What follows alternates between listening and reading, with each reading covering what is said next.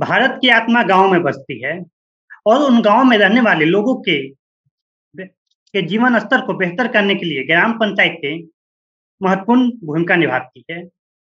और उसी महत्वपूर्ण भूमिका का निर्वाह किया है बिहार के मुजफ्फरपुर जिला के कटरा प्रखंड स्थित जजुआर मध्य ग्राम पंचायत ने। इन्होंने पूरे पंचायत को स्वस्थ पंचायत बनाया है।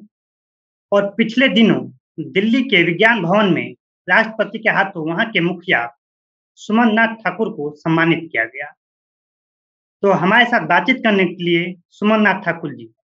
सुमन नाथ जी, आपका बहुत बहुत स्वागत है। जी जी, धन्यवाद सर। और आपको आपको भी ढेर सारी बधाई। सबसे पहले तो आप अपने बारे में बताइए कि आप कब से राजनीति में हैं और कैसे आपको राजनीति में आने का मन हुआ और क्या उद्देश्य है। ये आपको 2011 में हम प्रथम बार मुखिया के चुनाव में खड़ा हुए थे। दूसरी बार हमको 2016 में जनता ने मौका दिया। 2016 में प्रथम बार हम मुखिया बने। फिर 2021 में पुनः दोबारा हम मुखिया बने। उससे पहले और अभी वर्तमान में आपको मुख्य मेरा रोजगार का साधन बिजनेस है। और मेरा पढ़ाई बिहार यूनिवर्सिटी रामदयालु सिंह कॉलेज से मेरा ग्रेजुएशन हुआ। और आपको मैं बैचलर ऑफ लाइब्रेरी साइंस का भी मैंने कोर्स किया। और मेरा अभिरुचि जो फर्स्ट बार 11 में जब हम खड़ा हुए थे, उसके बाद 16 में मेरे दोस्त लोगों ने बहुत जिद किया जो नहीं, तुमको आना चाहिए। और जो कुछ गांव समाज के लोग थे, उनके सुझाव और थोड़ा बहुत उन्होंने थोड़ा प्रेस भी दिया जो आप जरूर आइए। तो फिर हम आए और जनता ने, जो हमारे ग्रामवासी थे, सारे लोग ने मुझ पे विश्वास जता के मुझे प्रथम बार मुखिया 16 में बनाया। और 2021 में फिर दोबारा बनाया। और मैं कोशिश कर रहा हूँ जो उनका जो विश्वास मेरे ऊपर था, वो मैं उनका विश्वास कायम रखने का मैं प्रयास कर रहा हूँ। यानी कि पहली बार आप सफल नहीं हो पाए और दूसरी बार लड़े चुनाव 16 में, उसमें आपको जीत मिली। जी जी और फिर पिछले 20 में या 21 में चुनाव हुआ था। जी जी, 21 के दिसंबर, 12 दिसंबर को दूसरी बार हम फिर और चुनाव। दूसरे टर्म के मुखिया हैं आप। जी, दूसरे टर्म के तो आपके जो जजुआर मध्य में कौन कौन से गांव आते हैं और उन गांव में क्या मुख्य समस्या है। जजुआर मध्य में गांव नहीं आते हैं। जजुआर एक गांव है और एक ही रेवेन्यू विलेज का गांव है, जिसमें 3 पंचायतें आती हैं। जजुआर मध्य, जजुआर पूर्वी, जजुआर पश्चिमी। एक गांव में 3 पंचायत है। पंचायत में गांव यहाँ पे नहीं। अच्छा, एक ही गांव, इतनी बड़ी जनसंख्या है कि कितनी जनसंख्या होगी आपके पंचायत में। लगभग लगभग वर्तमान जनसंख्या 60,000 के करीब में, ऊपर तीनों पंचायत मिला के है, मतलब गांव में। मेरे पंचायत का जनसंख्या लगभग लगभग आपको 16 से 17,000 के करीब में है। तो वहाँ की मुख्य वर्तमान जनसंख्या, समस्याएं क्या है आपके पंचायत की। देखिए, पंचायत की तो मुख्य समस्या अमूमन अभी वर्तमान में जैसे स्वास्थ्य की जो थी व्यवस्था, वो लगभग आ रही है। जो मूलभूत सुविधाएं गांव की होती है, वो लगभग लगभग अगले महीने जो मेरा स्वास्थ्य का 2 करोड़ से ऊपर का बिल्डिंग बन रहा है, वो सब तैयार हो जाएगा। तो वो सब है। मुख्य समस्या यहाँ पे है, जैसे प्रखंड से कनेक्ट जो है, वो नहीं है हमारे यहाँ। गांव की तो पंचायत की जो है, वो आपको लगभग लगभग बहुत हद तक ठीक ठाक है। हम लोग जो आपको 3 महीना पंचायत से कट जाता है। बागमती में जो पुल है, वो नहीं हम लोग का। तो हम लोग को प्रखंड का दूरी 10 किलोमीटर का तय 80 किलोमीटर में करना पड़ता है। वो हम लोग की सबसे बड़ी मुख्य समस्या है। जिला से, प्रखंड से हम लोग कट जाते हैं 3 से 4 महीना के लिए। वो आप लोग, वो सबसे मुख्य समस्या हमारी ही नहीं, हमारे पूरे गांव की है ये समस्या। और ये बहुत ही बड़ी समस्या है। अगर कोई जटिल, मान लीजिए कोई घटना घट जाती है, तो ले जाने के लिए आपको बहुत ही दुर्गम रास्ता है। मतलब कि 40 किलोमीटर हम लोग का मुजफ्फरपुर जिला घर पड़ता है।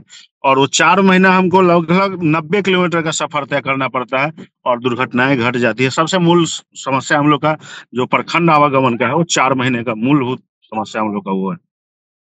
और जहाँ तक गांव की बात करें आपके पंचायत की, और ये तो बाढ़ के कारण होती है, तो स्वास्थ्य को सबसे मजबूरी होती है, क्योंकि जब कई बार तुरंत इलाज की आवश्यकता होती है। तो इसी क्षेत्र को आपने प्राथमिकता बनाया और स्वास्थ्य के क्षेत्र में आपने काम किया। वहीं जी जी। सरकार जी सरकार जो विभिन्न योजनाएं चलाती है, जैसे राशन का हो या घर का हो, प्रधानमंत्री आवास योजना, सिंचाई योजना किसानों के लिए, तो इन देखिए, प्रधानमंत्री आवास योजना जो है, आपको हम बता दें, जो मुजफ्फरपुर जिला हम लोग धरना दिए थे, और उस धरना में हम भी जंतर मंतर में गए गए हुए थे। आपको 2020 के दिसंबर में हम लोग धरना देने गए थे। तो पूरे भारत में एक मुजफ्फरपुर जिला ही ऐसा है, हम अपनी बात नहीं बता रहे हैं, हम पूरे मुजफ्फरपुर जिला की बात बता रहे हैं, जो 19 से हम लोग को प्रधानमंत्री आवास से वंचित कर दिया गया है। और हमने वहां से आपको बताया भी था, जो हम लोग को तब भारत से अलग घोषित कर दिया जाए, क्योंकि अगर सारे लोगों को प्रधानमंत्री आवास मिल रहा है पूरे भारत में, और 19 से हम लोग वंचित है, मुजफ्फरपुर जिला सिंगल एक मुजफ्फरपुर जिला ही ऐसा जिला है पूरे भारत में जो 19 के बाद से वंचित एक जिला है। हम अपनी पंचायत की तो दूर की बात, तो मुजफ्फरपुर जिला ही में मेरा पंचायत है। तो हम लोग माननीय प्रधानमंत्री महोदय से आग्रह करेंगे, जो हमारे पंचायत को जल्द से जल्द प्रधानमंत्री आवास का जो है वो मुहैया कराया जाए, जिससे कि गरीब लोग जो है वो आवास उनको मिल पाए।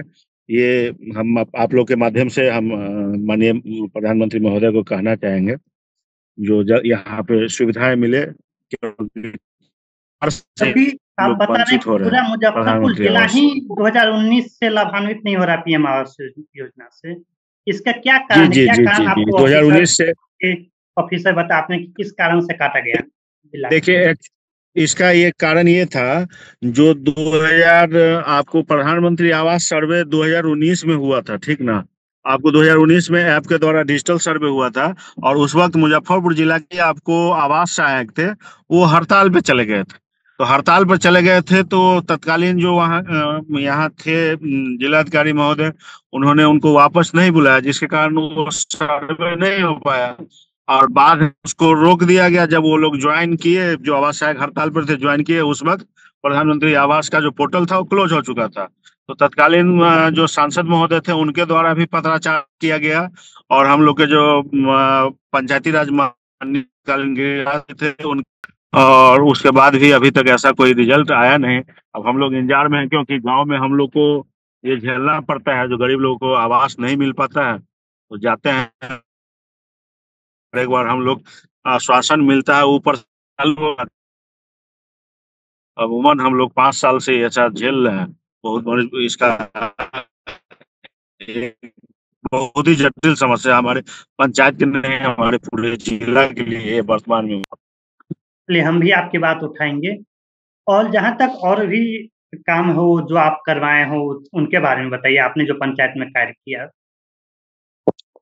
जैसे मेरे यहाँ आपको 2016 से पहले जो था मेरा अस्पताल था, वो बहुत ही खंडहर बना हुआ था, और 2016 से पहले खंडहर था। और हम जब मुखिया बने थे, तो हम उस टाइम में आपको प्रखंड चिकित्सा पदाधिकारी थे अनिल ठाकुर जी। तो जब हम उनको बताए जो हमारे यहाँ डॉक्टर नहीं बैठते हैं, तो उन्होंने बताया, जो इतना ना जंगल झाड़ी आपके यहाँ है, जाने का भी जगह नहीं है, सड़क भी नहीं है। तो प्रथम बार हम उसको जाने लायक बनाए, उसको मिट्टीकरण करवाएं, सोलिंग करवाएं, और हम अपने पत्राचार और माननीय जिलाधिकारी महोदय से पत्राचार करके, तो उस वक्त तक उसका रिपेयरिंग वगैरह सब हुआ, तो डॉक्टर के बैठने लायक हुआ।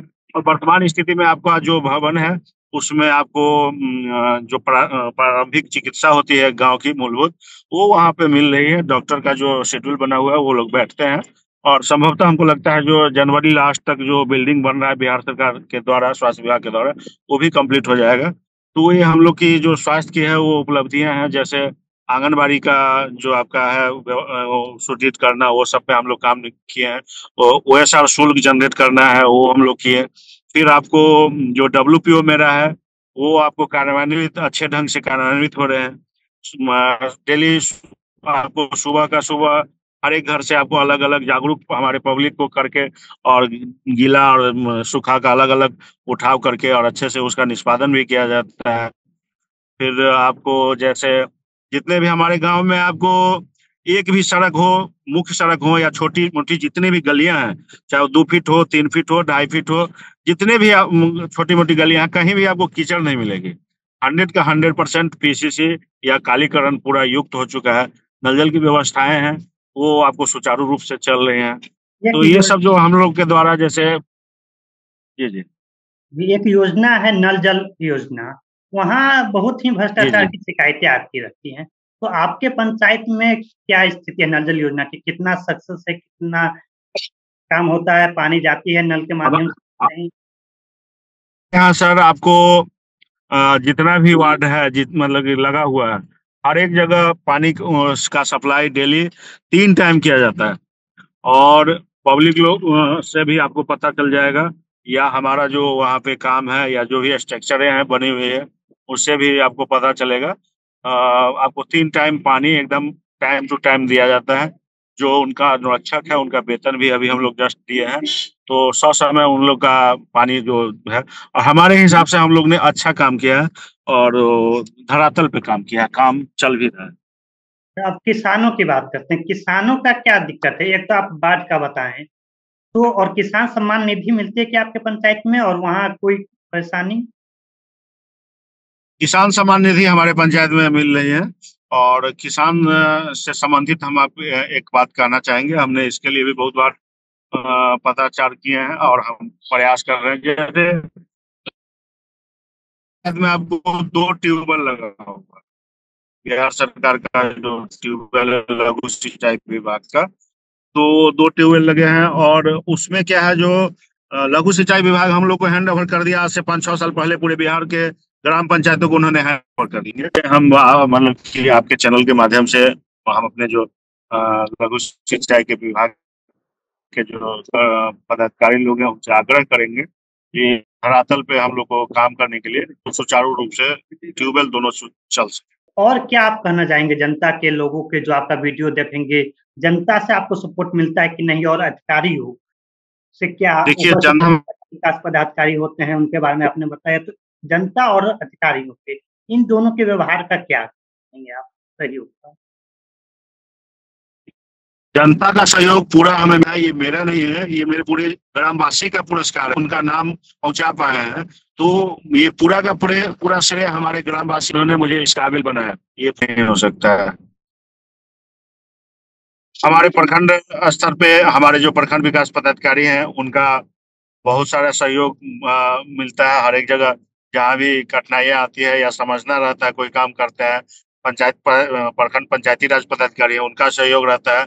जिला में जितने भी हैं, डीएम सर हैं, डीडीसी सर, जहाँ भी हम लोगों को जहाँ भी असुविधा होती है सकारात्मक सहयोग करते हैं, और इसके सारे पदाधिकारी को धन्यवाद देते हैं जो उन्होंने हम लोग को सहयोग गर्व से ऊंचा करते हैं। धन्यवाद सुमन जी हमसे बातचीत करने के लिए, और आपको बहुत-बहुत शुभकामना। आपको ऐसे ही आप काम करिए लोगों के लिए और उन्नति करिए। आपको राष्ट्रपति के द्वारा भी पुरस्कृत किया गया है। धन्यवाद हमसे बात